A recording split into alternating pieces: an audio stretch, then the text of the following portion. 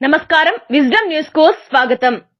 Tirupati press club నందు Aam Aadmi party నిర్వహించిన విలేకరుల సమావేశంలో తిరుపతి జిల్లా అధ్యక్షులు మరియు పార్లమెంట్ ఇన్ఛార్జ్ నీరుగట్టు నగేష్ మరియు నాయకులు పాల్గొని ప్రసంగించారు. ఈ సందర్భంగా వారు మాట్లాడుతూ తిరుమలలో విశాఖ శారదాపీఠం చేపట్టిన అక్రమ నిర్మాణాలను శాశ్వతంగా నిలిపివేయాలని డిమాండ్ చేశారు. తిరుమల తిరుపతి దేవస్థానం నియమ నిబంధనలను తుంగలో తొక్కి అక్రమ కట్టడాలు నిర్మించిన విశాఖ శారదాపీఠం స్వామీజీలు వాటిని ఆపాలని, హిందువులకు పవిత్ర ఆరాధ్య దైవం శ్రీ వెంకటేశ్వర స్వామి వెలిసిన వైకుంఠం తిరుమల టీటీడీగా ఏర్పడి 1933వ సంవత్సరం నుండి ఇంతవరకు హైకోర్టు అడ్వకేట్ కమిషనర్లు తిరుమలకు పంపడం ప్రప్రథమం కావడం బాధాకరమన్నారు. ఈ కమిషన్ ఎందువలన వస్తున్నారంటే సనాతన ధర్మాలను, హిందూ సాంప్రదాయాలను కాపాడుతూ భగవంతుడి దర్శనానికి వచ్చే భక్తులకు సేవలందించాల్సిన కొన్ని పీఠాలు స్వామీజీలు టీటీడీ నియమ నిబంధనలను పాటించకుండా వారికిష్టం వచ్చినట్లు ప్రభుత్వ సహాయంతో రాజకీయ పలుకుబడులు ఉపయోగించుకొని టీటీడీ నియమ నిబంధనలను తుంగలో తొక్కుతూ ఇష్టానుసారంగా వ్యవహరించడం వలన వ్యాజ్యాలు రావడం బాధాకరమన్నారు. ఈ కార్యక్రమంలో తిరుపతి అసెంబ్లీ ఇన్ఛార్జ్ బొంతల రాజేష్ రాయల్, రాష్ట్ర ఉపాధ్యక్షులు వెంకట చలపతి, రాష్ట్ర అధికార ప్రతినిధి కోడివాక చందు, రాష్ట్ర విద్యార్థి విభాగం అధ్యక్షులు కందనూరు జగదీష్ తదితరులు పాల్గొన్నారు.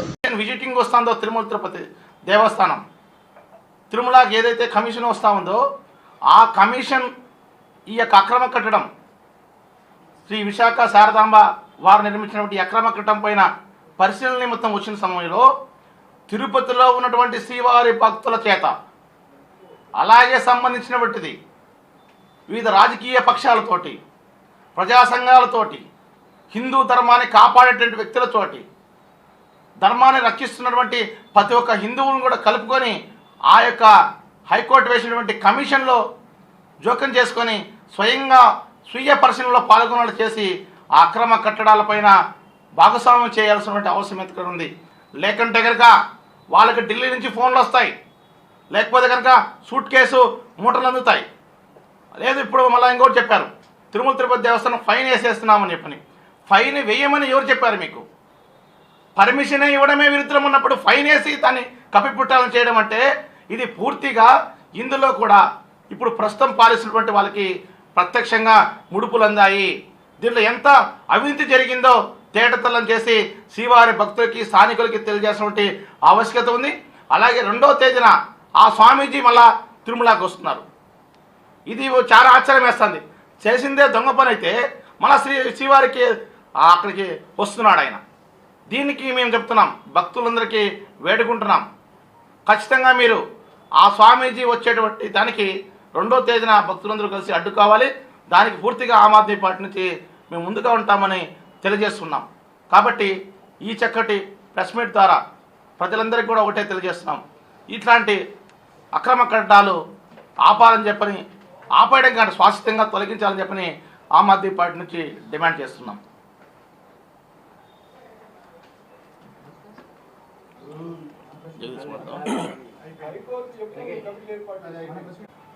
ఈరోజు ఈ యొక్క ప్రెస్ మీట్లో Tirupati assembly convener Bonthala Rajesh royal గారు, రాష్ట్ర ఉపాధ్యక్షులు వెంకటాచలపతి గారు, ఆమ్ ఆద్మీ పార్టీ విద్యార్థి విభాగం సివైఎస్ఎస్ రాష్ట్ర అధ్యక్షులు కందనూరు జగదీష్ గారు, అలాగే రాష్ట్ర అధికార ప్రతినిధి కోడివాక చందు గారు తదితరులు పాల్గొన్నారు.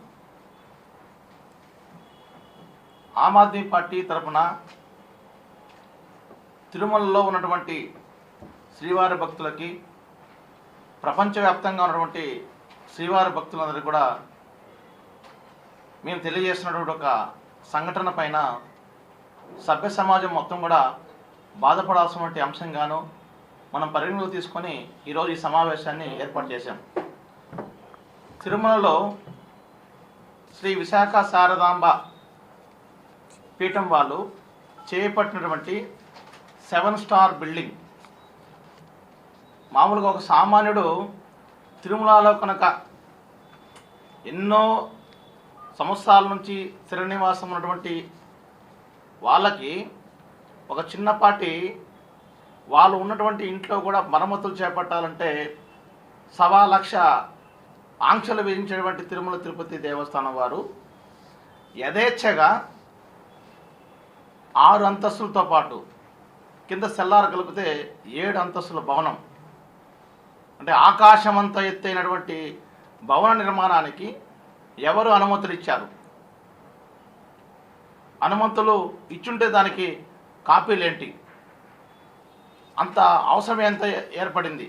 వీటన్నిటికీ ఈరోజున తిరుమల తిరుపతి దేవస్థానం సమాధానం శ్రీవారి భక్తులందరికీ తెలియజేసినటువంటి అవసరం ఎంతైనా ఉంది. ఈరోజు మేము అడుగుతున్నటువంటి ఒకటే, ఇక్కడ పూర్తిగా మరొకసారి తిరుమల తిరుపతి దేవస్థానం విజిలెన్స్ అధికారులు పూర్తిగా వైఫల్యం చెందారని చెప్పని మాకు అనిపిస్తూ ఉంది. దీని వెనకాల ఖచ్చితంగా రాజకీయ పలుకుబడి ఉంది. అధికారులు మొత్తం కూడా అమ్ముడుపోయి ఈరోజున తిరుమల తిరుపతి దేవస్థానం నిబంధనల్ని ఉల్లంఘించి ఇట్లాంటి అక్రమ కట్టాలకి సహకరిస్తున్నారని చెప్పి మాకు అనిపిస్తూ ఉంది. దీనిపైన శ్రీవారి భక్తులు, సామాజికవాదులు, సనాతన ధర్మం ఆచరించే వాళ్ళు, తిరుమల తిరుపతి పవిత్రను కాపాడాలనుకున్నటువంటి కొంతమంది హైకోర్టును కూడా ఆశ్రయించడం జరిగింది. హైకోర్టు స్పష్టంగా చెప్పింది, శ్రీవారి భక్తుల వసతికైతేనేమి, శ్రీవారికి సంబంధించినటువంటి భక్తుల మనోభావాలు దెబ్బతినకుండా ఉండే విధంగా ఆ అక్రమ కట్టడం ధనార్జనదేయంగా ఉందా, లేదు భక్తుల సంక్షేమార్థం ఉందా అని చెప్పని పరిశీలన నిమిత్తం 3 వారాలు నిలిపివేయాలని చెప్పని ఇస్తూ, అదే క్రమంలో హైకోర్టు సంబంధించినది ఒక కమిషన్ ఏర్పాటు చేసింది.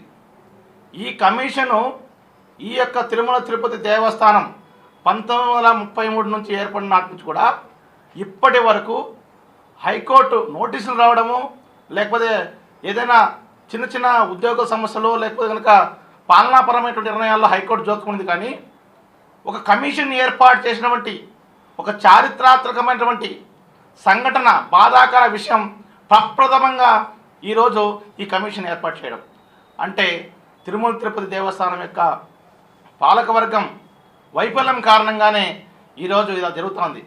కాబట్టి వీటి సోదరులందరికీ కూడా ఆమ్ ఆద్మీ పార్టీ నుంచి ధన్యవాదాలని ఏర్పడింది.